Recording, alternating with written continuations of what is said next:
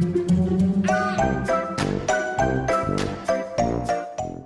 guys, Sandy here. Welcome back to the channel. Today I am playing with the Bunny Hugs stamp set from Brutus Monroe. It's got lots of different Easter eggs, little florals, a couple sentiments, and some cute little animals. And then of course I pulled out my Aqua Pigments here. Now you might have noticed I have switched containers for my Aqua Pigments, so I have a little room to grow here. Isn't that exciting? I also pulled a couple of papers from my winter texture paper pad. I pulled this green. I know that this is winter and this is Easter and spring, but I really think this green will work well. So let's see what I can do. All right, so I'm starting out with that winter texture paper collection, and I decided to go with these green papers.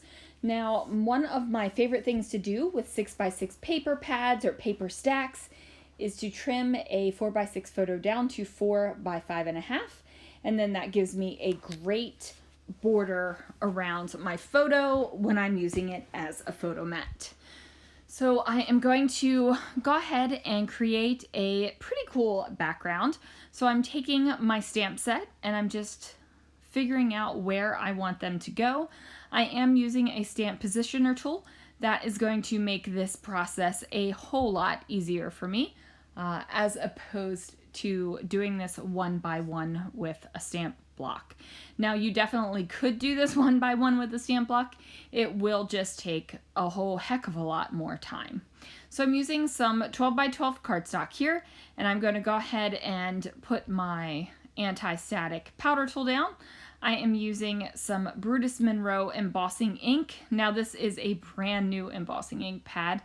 It's so nice. I love brand new ink pads. They just make me so happy.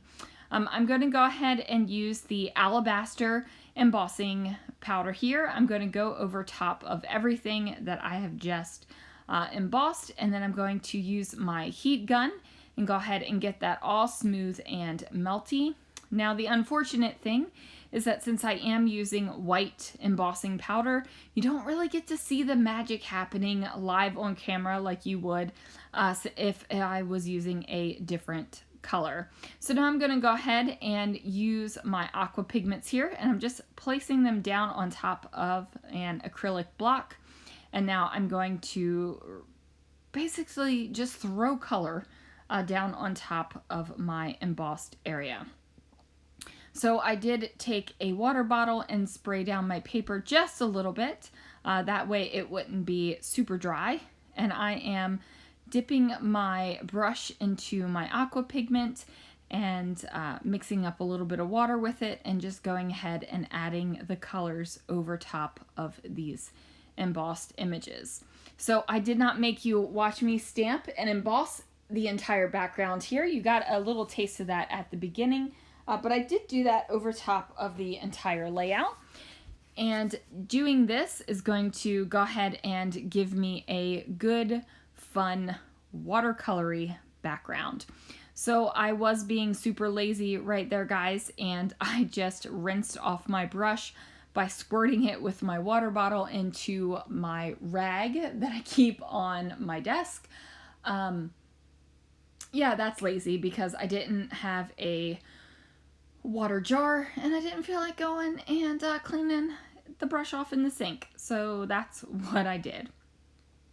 Now I am going to add a little bit more color here, and I'm going to mix them up a little bit. I want my colors to be similar, but I want there to be a little bit of differentiation there. I'm not looking for like this is where this color ends and this is where this color begins. Something that looks like it could blend together super easily. So that is what I'm going for here. Now I'm trying to do similar stamped and embossed images together. So like all of these little baskets are going to be in this kind of plum color that I have created. And then the flowers and the little dots are all going to be in a certain color. So I'm trying to keep them all similar so it is repeated, because this is going to be a quite busy background paper. Go ahead and clean off my acrylic block, and then I'm going to mix some of the Aqua Pigments together, and I'm going to create this beautiful purple color, and I'm going to fill in all the white spaces on this background paper that have not yet been colored in. What that is going to do is give me a true full watercolor background look here. It is just a watercolor, so I'm not concerned about it getting on my mat underneath here, and I'm not really concerned about any kind of big staining.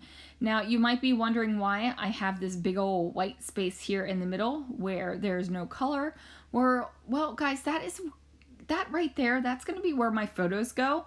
So I know that my photos are going there, so I don't feel like I have to go ahead and put color on there. I'm going to cover that space up. So quick little peek on the back there, you can see that the water has seeped through the paper a little bit. And now everything is dry, so I'm going to be placing my photos down. I'm going to pop these photos up on some fun foam, and I'm going to use some liquid glue here on the back. It is the Easy Squeeze glue from Brutus Monroe to go ahead and get my photos here on the layout. So these are photos of Lana coloring Easter eggs, and I thought that this stamp set was absolutely perfect for it. So I'm gonna stamp out a couple of these little images here where the bunny and the sheep. Now there are coordinating dies available for this stamp set, however I do not have them, so I will fussy cut out these little guys. I'm gonna take this pattern paper right here. This is from, I want to say, the Sea Life paper pack. I'm not sure if that's the exact name of it, but I put the two dots together to make one longer strip here, and then I go ahead and stamp Excited for Easter down, and I am going to emboss with that same Alabaster embossing powder, and it's going to show up a lot more strongly than it did on the white cardstock. So now I just need to figure out where I want to go ahead and stamp my little critters. I went ahead and stamped them and did the same technique with the Aqua Pigments that I did on the background, except I went a little bit lighter with them. And now I've got these cute little guys here, and I decided that I needed a little bit of something on this page. It needed a little bit of decoration. So I went ahead and grabbed some doilies from my stash. Now that felt doily right there that I just tucked in, the round one, actually came from the Brutus Monroe store. They were clearanced out a little while ago, so they might not be there. I add on a couple enamel dots from my stash just to give it a little extra pop. And then that is going to do it for this layout, you guys. Thank you so much for watching. Thanks for joining me. And I will put the links to the products that I used down below. And I will see you guys again real soon for another video.